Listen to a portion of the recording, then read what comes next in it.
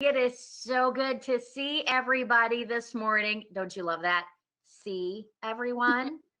We are excited to have you. Welcome to our 18th episode of Business Unusual, Prospecting Through Uncertainty.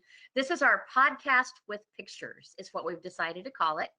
And I am delighted to be your hostess for today. My name's Brendan Filbert. I'm managing partner with SalesWorks. And my day job is teaching people how to find and secure their next engagement, whether that is securing a fantastic client or landing their next job or starting one of their next roles that they might have. And I'll share a little bit of an example here in just a second. Chris, do you want to dive in? And then I want to introduce Liz. Hey everybody, I'm Chris Motley, the big fish at Motley Creations. What we do is manage marketing services. So if you have a small to medium-sized bidget, is that a thing? Widget. Business, that's it.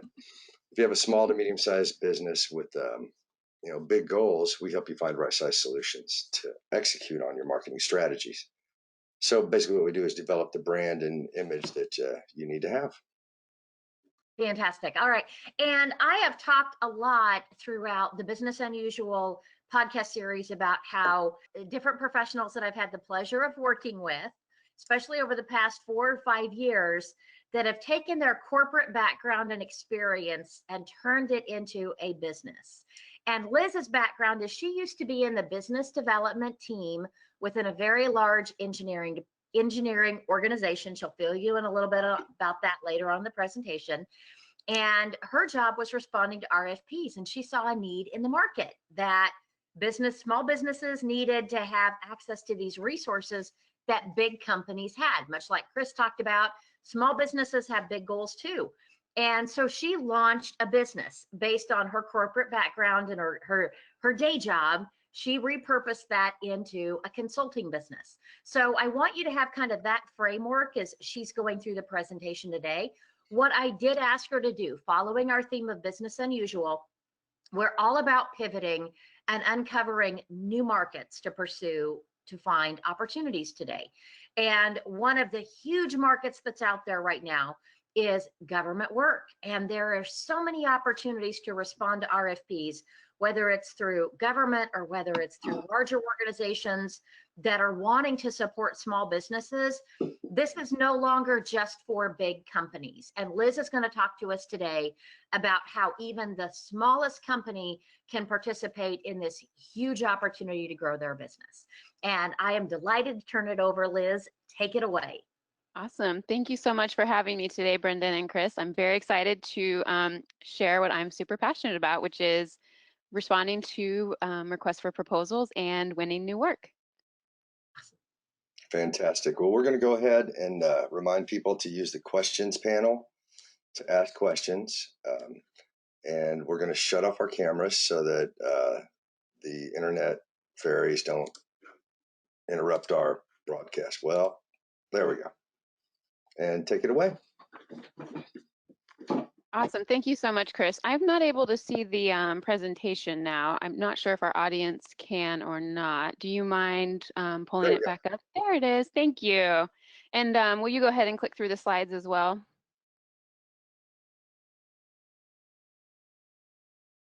Awesome, thank you. So today the session is really geared for small business owners, but also anyone that leads a business development or marketing team, or anyone on your team, including subject matter experts who are involved in putting together proposals and pitching for new work.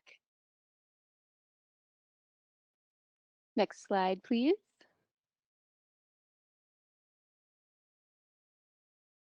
Brendan, did you want to chat more about this one? If not, we can keep going. So what I would like to share just really quickly, just to kind of help people understand a little bit about where you've been, what I would love for you to do is just give just a really quick highlight of what your day job was. Sure, yeah. So I started out at Burns McDonnell Engineering Company on a marketing department in their aviation and federal division, and really didn't know what proposals were when I was hired, but knew it was a big part of my job. And it turned out I was doing about 90% of, spending about 90% of my time managing, writing, and designing responses to formal requests for proposals. And after spending about 2.5 years there, I was recruited away to a litigation firm, Shakardi and Bacon. And from the engineering firm to the law firm, I transitioned into a business development role where I was helping attorneys respond to formal RFPs, requests for proposals, but I was also helping them pitch for new work in any way that that looked like. So that could be helping them host webinars or create custom brochures and create custom qualification statements. So there's all these different elements to winning new work and pitching for new business. And that was what I helped these attorneys navigate while I was there. And while working at the law firm, I did have that light bulb moment of, I think there's a real need in the marketplace for small businesses to have this sort of level of expertise when they're pursuing new work. I started freelancing for 3 small businesses while I was at the law firm, and realized that this was a sustainable business option for me. And that's when May 17th, 2017 is when I took the plunge and registered Theme LLC, and I haven't looked back since. That is such an exciting and inspirational story. And I do want to share just a really quick success story. So Liz worked with, I introduced her to one of my clients that was a small manufacturer that had secured work within the VA, gosh, I guess it was several years back, and they just kept the contract forever, but they couldn't get any additional government contracts, even though they qualified for several different categories under the set-aside status, but it just didn't seem, nothing was coming together for them, in spite of a lot of different attempts and a lot of time and effort and resources invested in it. And Liz went in, and it was really pretty fun because I called the business owner about a week after she first hired Liz and said, "Tell me how things are going." She said, "This is unreal." She has not only helped us with putting together our proposals, but she's helped us tighten up our entire business development process around some of the areas that we were losing opportunities before. And long story short, within 30 days, she had secured a multi-year contract, $5 million a year. And I think it was over a 3-year time period. And they had another one lined up right behind it. So Liz knows her stuff, and this was a very small manufacturer. So you typically don't, I know that there's a lot of us have this perception that the only companies that really do well under RFPs are those that are in the construction space and, you know, procurement and large corporations. But yet, I mean, this was an example of how the RFP process truly does work across a lot of different industries. So, you know what might be fun for us real quick is, could everybody just do a real quick chat in and let us know what industry you are in, so that Liz has an understanding as she goes through the content and can present just, you know, some examples and more case studies. So if you just share that in questions, that would be fantastic. We can gather that information, and it should be under the questions tab. Awesome. So far we have software industry and telemedicine or telehealth. And Yeah. as a follow-up question, if you all don't mind, just letting us know if you are currently responding to formal requests for proposals to win new work. And you could say yes for yes all the time, or sometimes, or no. Perfect. Okay, awesome. So we've got a very broad industry, or we've got everything from furniture to software. There's and then we've got some that aren't responding. So they're not there yet. They're probably here to figure out if it's something that they want to pursue. So it looks like you're going to, what I'd love for you to do, Liz, is talk about this from the perspective of, if you're thinking about doing it and you haven't done it yet, all the way through, you're already responding, you're involved in this process. Here are some things you might want to know to improve your approach. So let's go ahead and take that perspective? Yes, definitely. So as we go ahead and move forward, please, Chris, as we move through this presentation, you'll see that there's some really basic stuff about what is an RFP, and then we'll get into some tactics for actually how to improve your responses. So these are some questions that we have, or that I frequently hear from clients and people that I network with. And like Brendan said, if you have questions at any time, please just go ahead and type them up, and then she'll interject and we will make sure we get those questions answered for you. So the first one is, someone asked for me to send a proposal. How do I know what my customer wants to see in my proposal?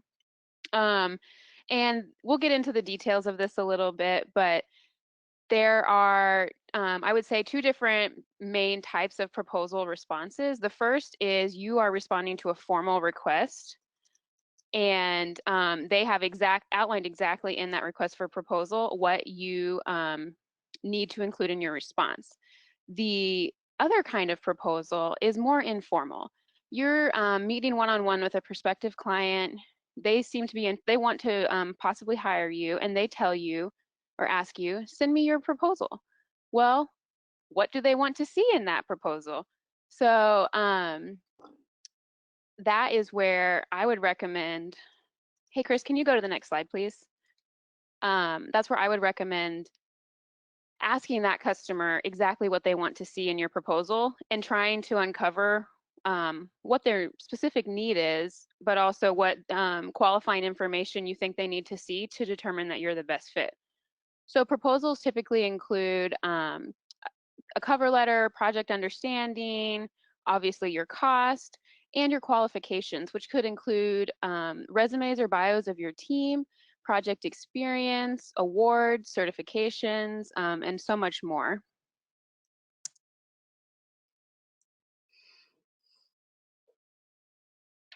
Another question for someone newer to the request for proposal space is, what are these acronyms? There's RFQ, RFP, SOQ. If you go to the next slide, Chris, I'll dive into these a little bit more. So this is just a sampling of the types of acronyms you may see in the formal request for proposal space. And it's important to note that not all of these are money-making opportunities. So if you look at the third bullet, for example, request for information, there is not going to be a contract awarded from that request. So if you receive an RFP or an RFB, request for bid, there will be a contract awarded, most likely from the responses received for that request for proposal or request for bid.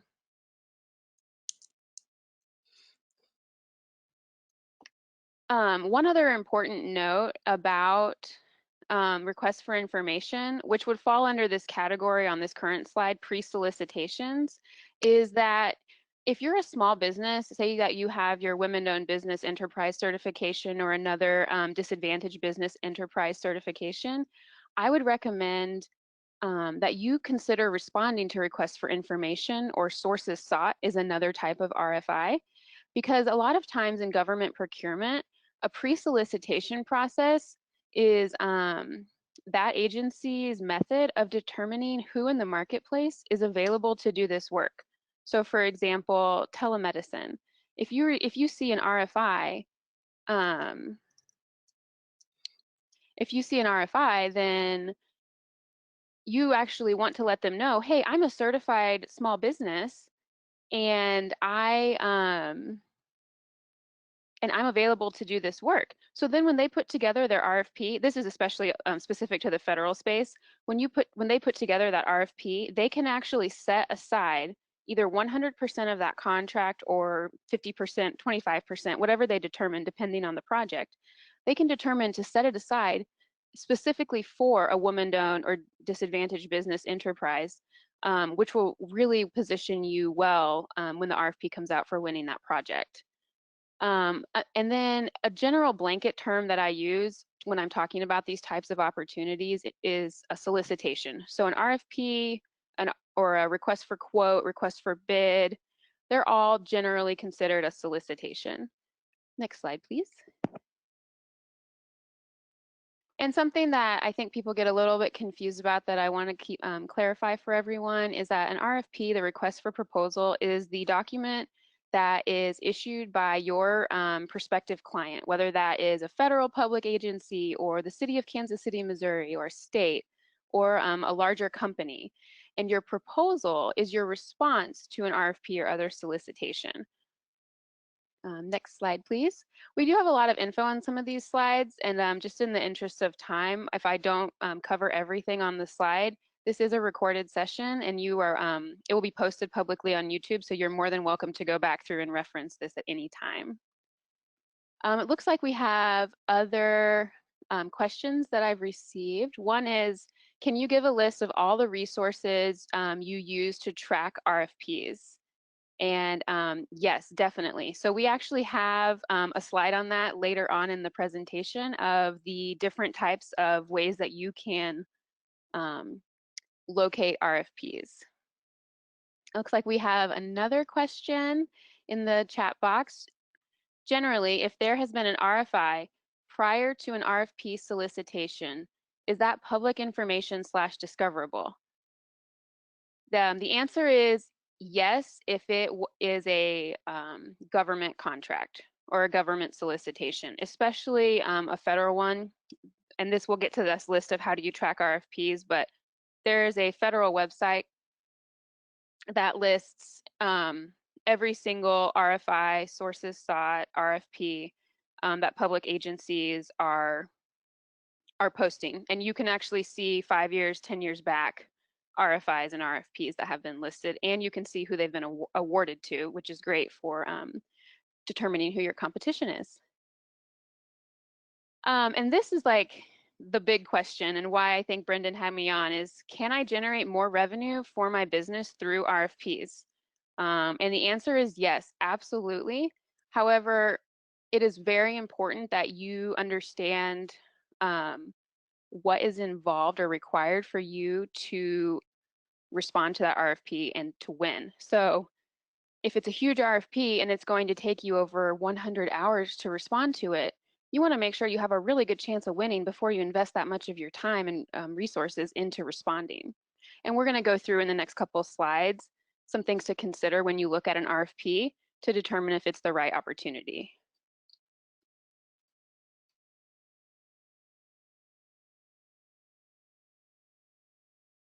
So some of the things to think about when you're considering pursuing business through an RFP process is what kind of product or service are you selling? And an RFP opportunity might be a good fit if you offer professional services, manufacture products, and if you're interested in doing business with the government, whether that is like a federal public agency like the US Department of Agriculture, or a local one like the City of Kansas City or the State of Kansas, most government contracts have to go through a formal solicitation process so that the procurement process is fair. So even though they can be cumbersome to respond to, the ultimate goal is that it's a fair process for you to showcase why you are the best fit for that opportunity.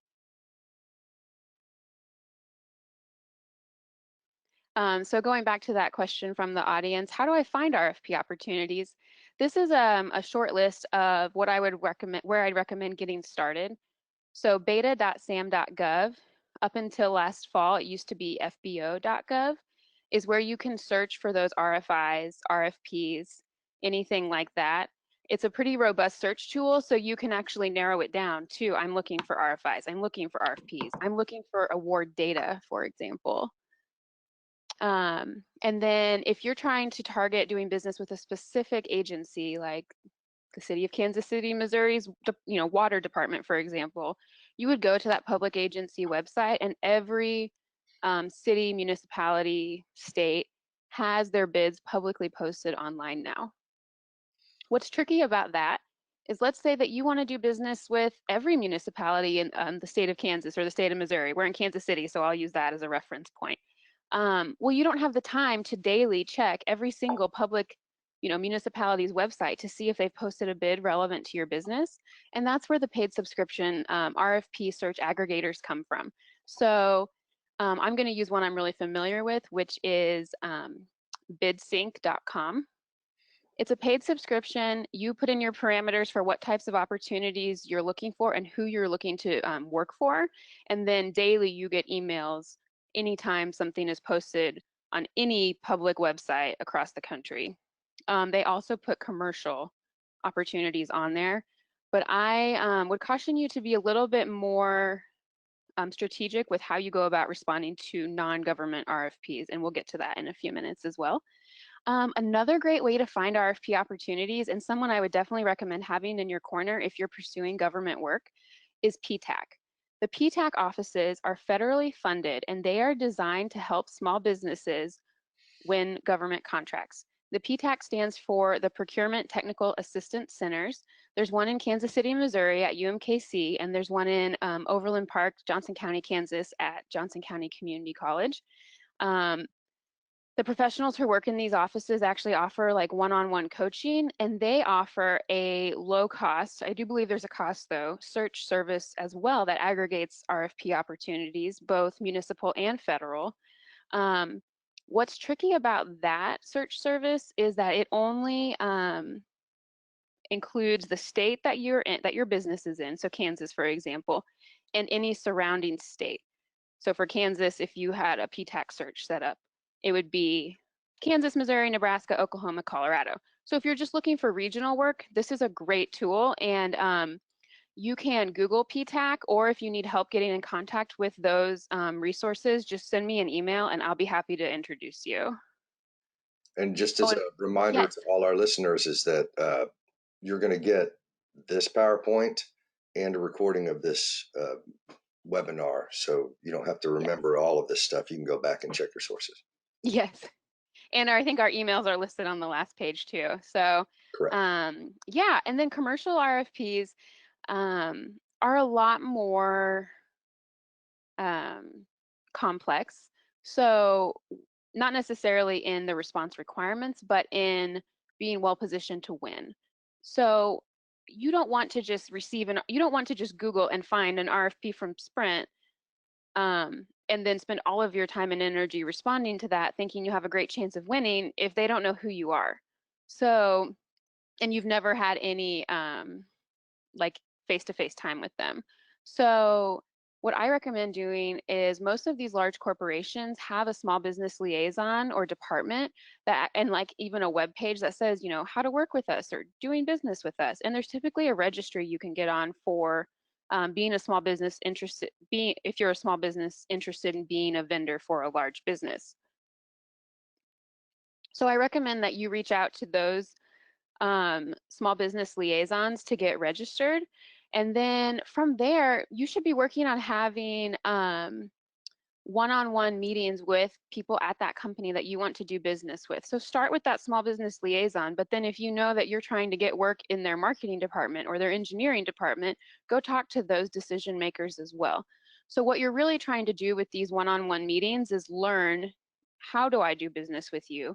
Do you guys typically only hire vendors through an RFP process? So for example, they may issue an RFP for marketing services, and they're not going to hire just one vendor. They might have a, you know, idea of hiring 3 vendors so that they can pick and choose who they want to use for special projects. So you want to be well positioned as far as having the relationship with that company. Then you also want to know if they do hire vendors through an RFP process. And then you want to ask how you'll be notified. Will they send you that RFP directly? And the goal here with commercial RFPs is you want the decision maker or that small business liaison to send you the RFP directly and say, hey, we know this is what you do. Can you respond to this? If you already have the relationship and you're invited to respond to the RFP, then you're in a much better position to win. So then the next question that we receive quite a bit is, how do I know if I'm a good fit and if I should respond to an RFP? So we chatted a little bit about that on the commercial side, but once you receive the RFP, it's exciting to get your first RFP, especially if it's sent just to you, or, you know, to you directly and to several other prospective vendors.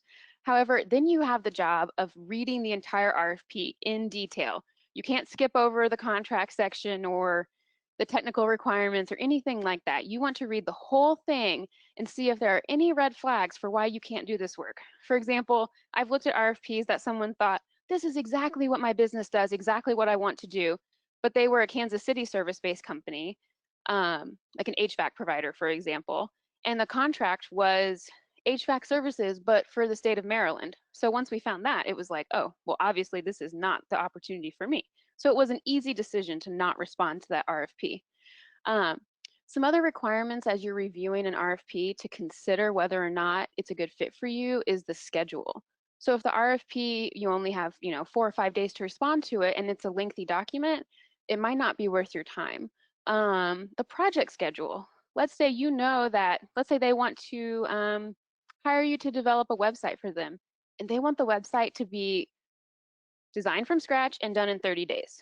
Well, that's not reasonable. So that might be a reason that you would not bid on that project. Or it might be a reason that you send a question and suggestion to that contracting officer or point of contact in the RFP and say, hey, based on our understanding, this is an achievable timeline. Would you like us to propose an alternate one in our response? Depending on what they say, will help you decide whether or not you want to go for it. But make sure the project timeline is something that's achievable and reasonable. You also want to make sure that, technically you do exactly what it is that they're looking for.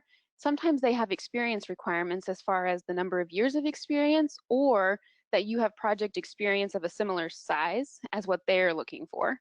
Other things to consider are personnel qualifications, like they might have specific requirements for your project manager to have certifications, and budgetary requirements. Sometimes they'll tell you exactly what their budget is, which is awesome.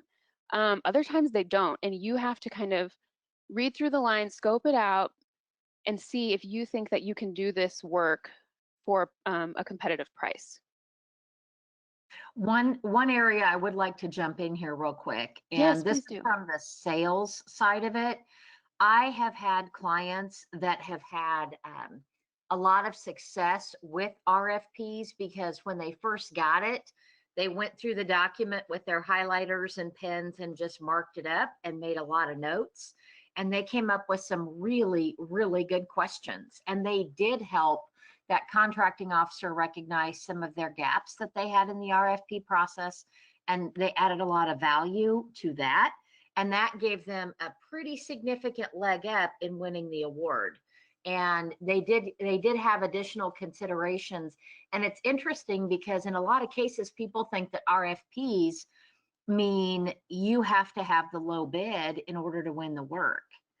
And it's interesting when you demonstrate a lot through the early stages of the RFP that maybe their requirements, they need to think about something a little bit differently, then it really does stand out. I've got an electrical that wins a ton of business because he approaches things from the VE perspective or value engineering. And in a lot of cases, he may start out in an RFP and then move to negotiated work based on what he's able to deliver during these initial conversations. So I just wanted to throw that in there. Those are all really excellent points, Brendan, and I could talk a lot about strategy behind asking questions in the RFP process, but I know we don't have time, so that was a really good, high-level overview of why it's important to ask questions in that RFP process. Next slide, please. All right, so moving on to more of the sales and marketing side, why do I need capability and qualification statements to sell my services, and what exactly should these documents look like? So a capability statement is a short document used when prospecting, and it's considered an essential item when you're a small business selling to federal government agencies. So the capability statement should highlight if you do have a small business certification, any relevant past performance, your core competencies or services that you offer, your contact information, and just a summary about your business and who you are. So this example, the screenshot that I've included on this slide is a capability statement that I created for a client, iLabs, and their primary client is the U.S. Department of Agriculture. So you can see this is completely geared towards IT services for USDA and their subsidiaries. Qualification statements. So I am a huge fan of having a statement of qualifications on, on your computer, ready to go. So as soon as someone says, send me a proposal, you have a starting point for, a very professional proposal that you can just like put together a lot more quickly than opening up a Word document, a blank one, putting your logo on it, maybe adding a footer, and then just agonizing over what to do. So this qualification statement, in government space, also called a statement of qualifications, is a document, and it provides the prospective customer with enough information to determine you're a best fit for a project. So your capability statement's more like an introductory piece, where if you're emailing decision makers within a public agency, your introduction includes your capability statement.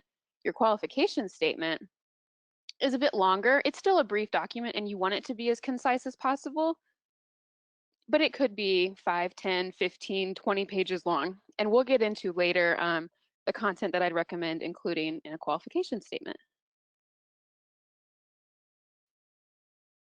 So something else that I don't get asked too much, but I think people need to know about are some free and low cost resources to learn more about bids and proposals. What are the best practices? Who's the authority on best practices? And how do I find that information? So apmp.org is the organization of record for the bid and proposal industry.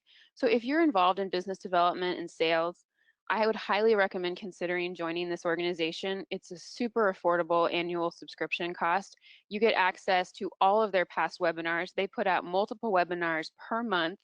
And then last year, they recently launched a free publication called winningthebusiness.com. They previously used to put out a monthly newsletter or monthly magazine, digital, that was only available to members with relevant articles. And they decided to open that up to the public and make it an online platform. So whenever I'm looking for, who's doing what in this space, I go to winningthebusiness.com. I mentioned before the procurement and technical assistance centers. I would definitely recommend signing up to become a client of PTAC if you are interested in winning work through bids and proposals. PTAC, at least on the Missouri side, actually subscribes to another free resource, free for you because they pay for it, called Govology. And that's another great online learning resource. And they have webinars about once a week as well that are free for you, and otherwise they're typically about $100 a pop. Beta.sam.gov is where you can find almost all public agency solicitations for the federal government. There are some exceptions though, which is a little stressful, figuring out who's actually not on beta.sam.gov. So for example, the US Postal Service, you actually have to go through quite a few hoops to get signed up for their own procurement website to see any solicitations that they're issuing. And then a little shameless self-promotion, I also have a blog that dives into some tactics and best practices for improving your own bids and proposals. Which yes. I want to jump in real quick. Liz, what you shared a really good blog just recently. So I encourage everyone that's on the call to connect with Liz on LinkedIn and go read that article that she talked about regarding building out your statement of qualifications, because she dove into a lot of detail there. And there's just some great information that she regularly shares. So she's definitely a thought leader that you're going to want to follow. So I just want to make sure I put that plug in there for you. Thank you. I really appreciate it. Okay. Are we ready for a couple of questions here, or? I see one that I'm definitely ready to answer, so I'll go ahead and tackle that one. And if you want to shoot me one or two more, I can see if now's a good time, if Okay. that works. So I'm seeing a question. Have you ever used publicpurchase.com? Yes, I have. And I'm assuming that there might be follow-up questions to that question. But publicpurchase.com is free to sign up for, and municipalities across the country, some municipalities and public entities like universities and colleges, for example, post their solicitations there and require you to upload your response through publicpurchase.com. So that it's another opportunity. It is another place for finding opportunities. I've heard some people say they don't love it because it's a little bit deceptive in that you can drill down and see every municipality in the country. Go to the state, look at counties, look at cities. So you think every municipality is using public purchase and that their solicitations can be searched and found there, and that's not the case. So it's really a mixed bag of who's posting on public purchase and who's not. And like the RFP search aggregator BidSync, for example, it pulls opportunities off public purchase. So if it's a relevant one, you'll see it, and then it navigates you back to public purchase for the actual RFP documents and to upload your response. I see another question. Do you suggest a formal checklist or matrix for a go, no go, or is it just a gut check? I feel like you guys know exactly what I'm working on. So this is a service that I offer, is helping companies develop formal checklists or spreadsheets, matrices for determining whether or not an RFP is a good fit. So if you're just getting into the RFP space, or your product or service is fairly straightforward, you may not need a formal go, no go process or checklist. But if there are some showstoppers, like we frequently encounter if you're in IT services, we frequently encounter RFPs that require this one data information security certification, and we don't have a team member with that certification. So if that's a requirement, it is a no-go for us. If you have questions like requirements like that, then considering a formal checklist for evaluating RFPs is super valuable. Another reason to have a go, no-go checklist or matrix is if you are responding to a ton of RFPs and your team, and you, like, let's say you're the marketing manager and you feel like, we don't have a relationship with the client or the prospective client for some of these opportunities, and I know that we could improve our win rate and our time would be more well spent if we were a bit more strategic about which ones we decided to respond to, and we occasionally said, you know what, that RFP is a no-go. So if that's the case, I would recommend that you implement something like that. And my next blog post is actually going to talk about whether or not you need a go, no-go process. So stay tuned. All right, so that was kind of the overview of what RFPs are and why you might consider pursuing work through the formal RFP process. So if you have other questions related to just kind of logistics of that, feel free to chat them and we'll try to get to them if we can. And then we move on to the really fun part of our webinar, which is 3 bid and proposal tactics that you can implement today to improve your pitches. So the first one is all about writing compelling cover letters. And I understand that a cover letter is a pretty formal element of a proposal. So I'll just kind of throw out the disclaimer that if you don't want to do a cover letter on your company letterhead, or you don't have company letterhead, you can actually put this document into the body of an email, or you can put it in the first page of your qualification statement, and you could call it something like project understanding as one of your main headers. And then the next section could be like why you need a website update, if that's the service that they're procuring. So just kind of take this with a grain of salt, as it doesn't have to be a formal cover letter, but the content that goes into it should be somewhere within your pitch. So whenever you're writing to a prospective customer, I always recommend just have that mindset of it's about you, the customer, not me trying to sell you my website design services, for example. So help them envision the implementation of your product or service. And one quick trick for the it's about you, not me, is to always use the customer's name before your name. So rather than saying, Theme Strategic Proposals can help you improve your proposal responses, I would say, SalesWorks needs a bid and proposal strategist to improve its bid and proposal responses to win more work. So it takes a little bit of practice to rework your sentences, but that is exactly what you want to do, is skim through your proposal, and anytime you use your business name before the client's, rework that sentence. Another tip is your company name should be used less than your client name. So do a keyword search in Word. How many times do you say your business name? Is it 100 times? How many times do you say the client name? Is it 5 times? And that's a really good indicator that you're not writing in a client-focused way. That is such phenomenal advice. Thank you. Everybody I hope everybody is taking that to heart and using it across all of their communication. Yes. So I'm just going to go back to the background, but I just had to jump in and say this. Okay. It's so true. Anytime you're in profession, work, I mean, in personal life and also professionally, think about how you can serve others before yourself. So if you don't mind going back to that screenshot where I say no, this is an example where I would say, do not do this. So I've taught a workshop in the past where we actually go through practicing writing cover letters. And I was like, I bet you I can find an example of a bad cover letter on the internet. So I just Googled, request for proposal. And I found one to the Texas Lottery Commission. This is like 15 years old.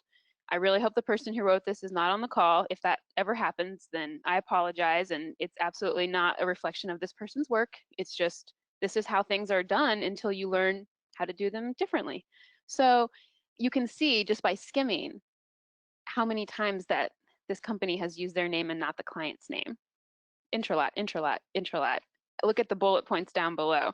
So there's a lot more we could pick apart in this cover letter, but just the first thing and the quick hit for improving your cover letters today is drop all those self-promotion items and rework them to talk about your client first. And when you are talking about why you're the best, don't just say you're the best. Tell them exactly what benefit they will get by hiring you, and then give them an example of how you've done that before. And that is how you show someone that you're the best choice without saying you're the best. And then there's a few other cover letter tactics on the next slide. So you should also be reviewing the RFP carefully to understand what are the pain points. You can read a lot between the lines in an RFP to figure out what the daily struggles are of the agency or entity that's issuing the RFP, and be thinking about how your solution can alleviate those pain points. So then you want to address those pain points, or we'll call them issues, with your solution. And doing that builds trust, tying what they need to your solution and showing how and why you've done it before and you've done it well. And then also try to mirror the language used by the buyer. So if you call it I'm sorry, I'm trying to think. Like if they call it what am I saying? A project management plan, and you call it a, process operational guide. I don't know, I just made that up. You want to rework that to use their exact language to relate to them. The next tactic is related to cover letters, and this is called the issue feature benefit proof formula. So IFBP, if you don't mind going to the next slide, Chris. I recommend using this formula for writing a client-focused and super compelling introductory paragraph in your cover letter. And you can also use this formula throughout your proposal whenever you're trying to demonstrate your expertise and relate to the client. So you identify their issue. Let's say for this one, it's cost savings. You identify the feature of your solution. So for example, this could be your agency's web design capabilities.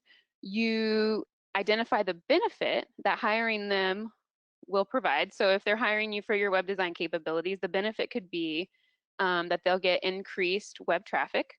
And then the proof would be that you have done this for 25 other companies in their industry. You increase those companies on average web traffic by 40%. And let's say,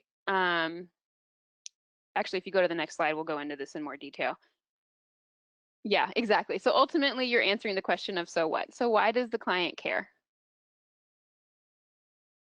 So here's an example of the IFBP formula in action. So the University of Indiana seeks a proven website developer with SEO experience to improve their website engagement to increase enrollment.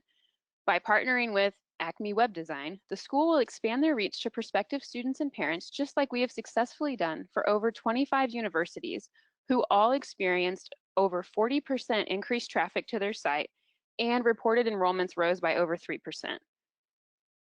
So you can see here, like, the issue is they need the website developer. The feature is their web design capabilities. Their benefit is increased traffic and enrollment. And then the proof is that you've done this already for 25 universities and their enrollments rose by 3%. If you can provide a proof statement like that, a quantitative proof, you're going to have a very persuasive and compelling introductory statement. And this is 100% made up, by the way. There is no, I don't even think there's a University of Indiana. So the third tactic I would recommend is if you don't have a statement of qualifications, you create one. So a qualification statement is more than a brochure, and it's not a formal response to a request for proposal. I recommend creating qualification statements primarily for when you're sending out a price quote to do new work. If you get a request for a quote or a request for a bid and they just give you a price sheet or they just ask you to send their price and they don't tell you you cannot provide additional information, I highly recommend you create a customized cover letter and include a qualification statement in addition to that bid sheet or price quote. If you're putting out bids and quotes and you're not providing that qualifying information for why you're the best fit, you're really missing out on an opportunity to best position your company and sell your services or your product. So this varies by company, but these are some like main buckets of information I'd recommend considering including in a qualification statement. That could be your company overview, the services or products that you offer, the capacity of your team or the equipment that you use, any business info as far as your certifications go, possibly team bios or certifications as well. And then project experience is a really big one. So give them examples of relevant work that you have done, and don't just, again, go back to the me, we did this, but try to focus on actually getting customer testimonials to include in your project experience, and also including metrics of success where possible, or even just metrics about the project in general. So like if it's an engineering project and you're trying to relate it to your customer, then talk in terms of square footage that you've done, or just relate it to that. Anything that you can put into a call out box of why this is relevant experience and why they should care about that experience and why it means that you're the best fit, you want to present that in this qualification statement. And another goal of the qualification statement is that you are eliminating any red flags or barriers to hiring you today. So I work with a client who they actually include their safety ratings from the insurance agency. If you're in like engineering or construction, you have a safety rating that the insurance industry tracks. And so you can include those safety ratings if they're below the national average. And insurance. Go ahead and include your insurance certificate if you know it's something that they're going to need. And if you just provide all of this information up front, you're showing them that you're the best fit for the project and that you're ready to do business with them today. So this is, yeah, there's a lot more we could get into with qualification statements, but I just find that it's a great tool to have on hand so that you can present really compelling bids and proposals to your clients quickly.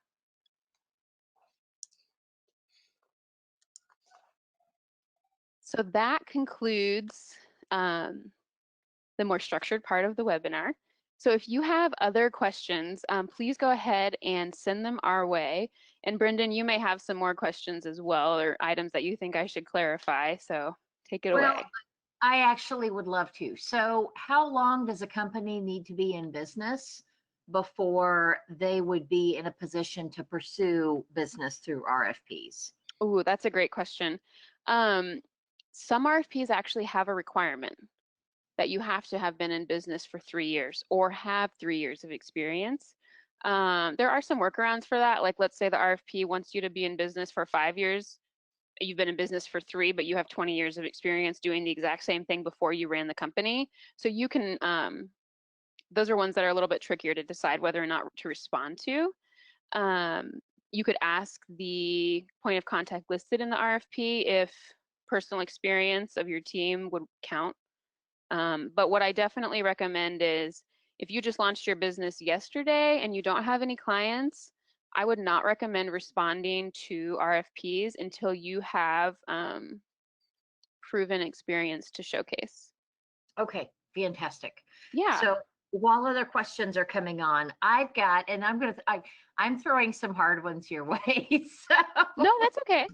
okay, so this one, I have a client that has actually ended up being she was hired to write the RFPs for different projects. And can you walk through why that may be advantageous for you? Yes. So something that we did not touch on earlier is, in addition to having a qualification statement, you should have a sample request for proposal, at least the technical scope of work or the technical requirements that you would recommend your client use when they develop their RFP. If you can help inform the scope of the project and make it really easy for them to create that RFP document, one, you've like solved a bunch of pain points and time and headache for them. And then two, you crafted the questions in a way that's advantageous for you to win and answer, to be the best possible choice sometimes. For example, requiring a certification for the project manager that you Exactly. have that competitors might not have. Bingo. And that's exactly, it's funny because she has clients that are required to do the public RFP process. And they really, really, really want to work with her. So what they've actually done is they requested that she acquire a very rare certification. And she did so, and they structure most of the RFPs to require that certification. And it's kind of funny because she's now ended up winning a bunch of other business through doing that. So, Oh, it's a that's case, awesome. sometimes this seems a little bit scary or intimidating when you think about it. But, what I encourage you, and it's much like we've talked about during the other business unusual episodes we've had up to this point, when you are evaluating an opportunity in a market, you always have to look at what's going to be any barriers to entry or what's the acquisition cost of winning this business. And if you build systems that allow you to secure millions and millions of dollars of opportunity, it's time well spent in my book. But sometimes it does seem a little bit intimidating as you're looking at it and getting ready to dive into this. So, okay, so I want to make sure we've only got a few minutes left, and I want to make sure that we wrap up with how people can get in touch with you, Liz. Do you have that in? Oh, let me do a real quick plug here. So, the Women's Business Center has been a collaborator with us on creating this program series and promoting it right now. And I did want to share with you all, they've got some amazing programming coming up on their weekly webinars. It's Entrepreneurship Wednesdays. And they've got a series coming up on Facebook marketing and social media advertising in general that looks like it's going to be pretty amazing. And I know the presenter there for that. And I definitely recommend, if you haven't checked that out, you do go check out this website. They've got so much great content and it's all free. And, we've been tasked and we're being paid by the SBA to put together amazing programs for you that are going to help you seize business opportunities that are in front of you right now. And we want to bring you amazing resources, just like we've done with bringing Liz to you today. And Liz is available to have conversations. I definitely recommend following and engaging with her on social media. She's going to be posting a lot more, right, Liz? That's right. I wasn't kidding when I was saying I already planned a go, no go blog post for next week. That was a very timely question. Fantastic. And one of the other things that I also wanted to make sure, we've had a lot of folks that have asked what we do and how we're working to help companies navigate the pivot. And Chris and I have collaborated, and we are creating a program that's called Brand You. And it is specifically for consultants and business leaders that are wanting to position their knowledge and create offerings to engage new prospects that they haven't pursued before. So if you want more information, we've got all kinds of information right here on the link. You can go check it out. And then Chris, do we have a slide that has Liz's confirmation? Yeah, we've got her information right here. Yeah. Perfect. Yes, and on LinkedIn, you can just search Liz Megley and connect with me there as well.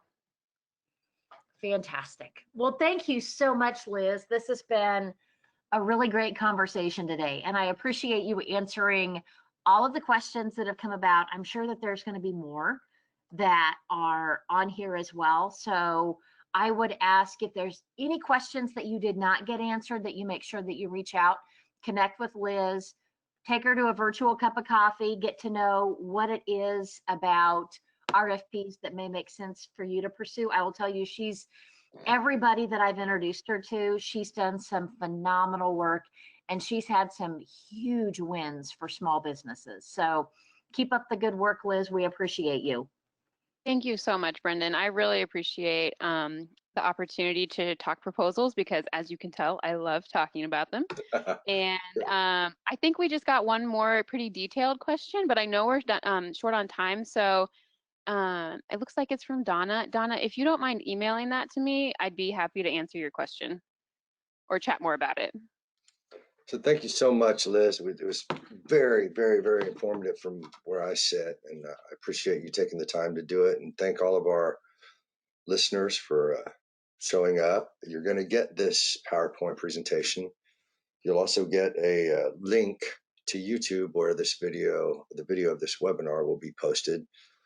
Please take the time to look over some of our other videos that we have up there. I know we have a wide variety of subjects that are really geared towards helping businesses like your own to navigate these uncertain times. And that's part of what Brendan and I have set out to do, is try to be the people that help when problems arise. So thanks again for coming out. And we'd like to thank Women's Business Center for sponsoring this. Thank you again. all. Have a great day. Take care. And remember to get what you want. You've got to help others get what they want. Oh, yes, Have a great day and good selling.